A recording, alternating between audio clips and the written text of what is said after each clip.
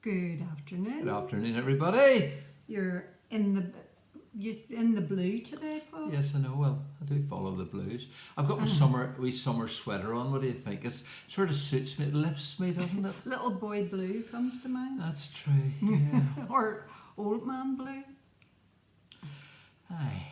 We got a call from our grandson in Cambridge yesterday. He's 9, so he was called out of class and gently explained that they couldn't accept the joke that he had put in submitted for the school magazine or something like that, and they said it was a Church of England school and it could offend some people. So the joke was this, and he wanted to know if we thought it was funny or offensive. Or offensive, and it goes like this, if I can remember it. And God said, "John, come forth and receive eternal life." But he said John came fifth and got a toaster. I thought it was quite funny. So we had to admit that we weren't offended. If you're offended by that, letters on a postcard. Yes, please. Or not. I thought it was quite good. Yes, don't bother. Don't bother. It was quite good. Anyway, he was a bit upset that they hadn't accepted his joke, and even more that they wouldn't allow him to submit an alternative. That's right. So, and he had told them in a few years past, when he was wee, that his papa was in charge of the church in Belfast. And so I might do something about it. You rule the world. Yeah. Anyway. So today, actually it's clouding over a wee bit, but it was a beautiful morning. Lovely sunny morning. Which I had probably not been really thinking about, because just before I went out for my walk, I was looking in the mirror and wanting... Is this one of these long tales that we used to be talking about? Wanting to tear my hair out, knowing that I wouldn't see a hairdresser for another 6 weeks. So I was grumbling and moaning in my mind about that, and I walked out the door and the Sainsbury's delivery lady was at our neighbour's, and as she jumped into her van she shouted to me, "What a glorious morning!" And I suddenly thought, it is a glorious morning. And as I looked up and heard the birds singing and thought, Lord, this is your creation and it only reflects like just a tiny bit of your glory. To me, this is fabulous and beautiful. The heavens declare the glory of God, and his firmament showeth his handiwork. It's so true, and yet at the same time it's only a little part of his glory. And I had actually been reading this morning in John chapter 17, where Jesus talks about the glory of the Father. He talks about the glory the Father has given him, and then as he prays for us, he says in chapter 17, "I have given them the glory that you gave me."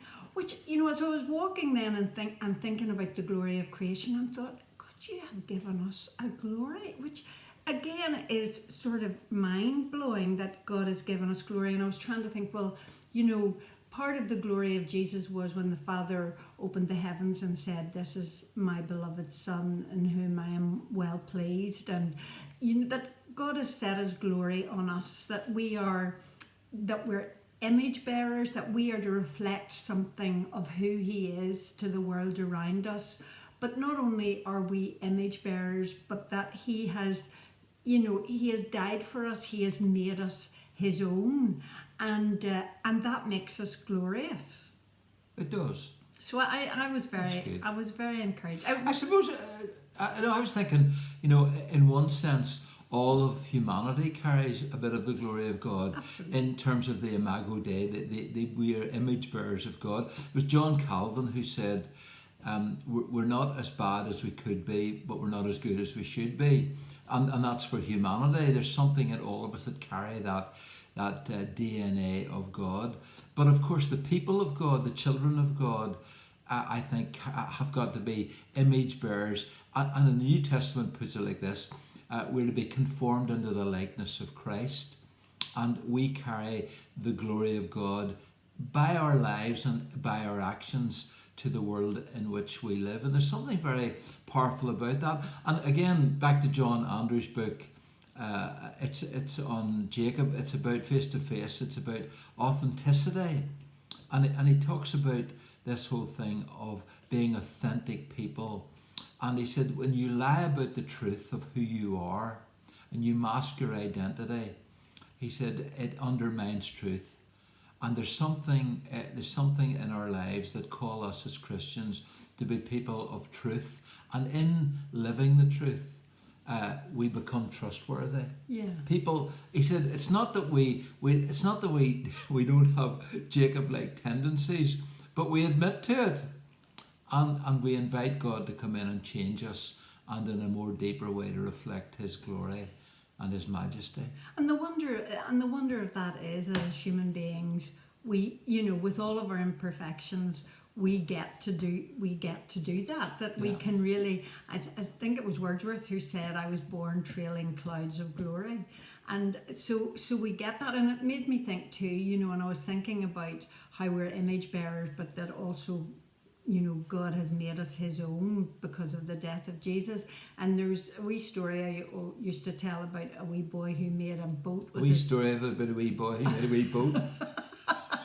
Actually, somebody once said to me, Priscilla, you put "we" into everything. Does, yeah. Which isn't a good thing, really. No. But anyway, tell a story. He made a sailing boat with his grandfather, and then they took it to the river, and it was carried off, and he lost it.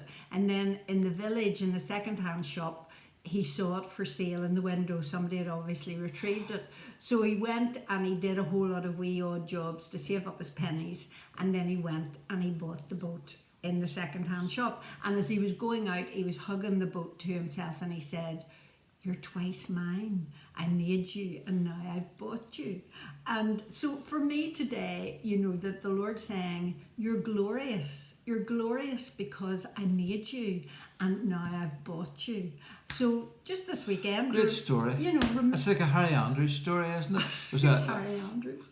Harry used to preach around the Brethren assemblies. He was a great storyteller. People loved him. He was the first person the Brethren I heard tell story after story, and people absolutely loved it because they were used to something a bit drier. Or a bit harder. He was a lovely guy. Actually. But on that, and it's slightly taking it off what we're talking about, but just that idea that you are glorious. Because, I read that this morning, actually. Did you? Yeah, I did. Because he's actually reading your book. I do a page a day. He's actually, that's very impressive, dear, yes. because he's not a poetry man.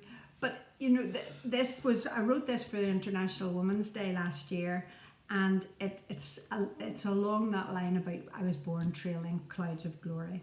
I was born trailing clouds of glory, an image bearer made to stand out and sing with abandon my unique song to fully inhabit my allotted space, which is not up for land grabbers who attempt to push me out by questioning my strength or gifting. So sisters, join in the dawn chorus, proclaiming our presence with brazen hope as the Son of Love rises with healing in his wings. Available from paul@priscillareid.com. With a few copies left, we might be able to get you one. Have a great weekend. You're glorious. Yes, come on.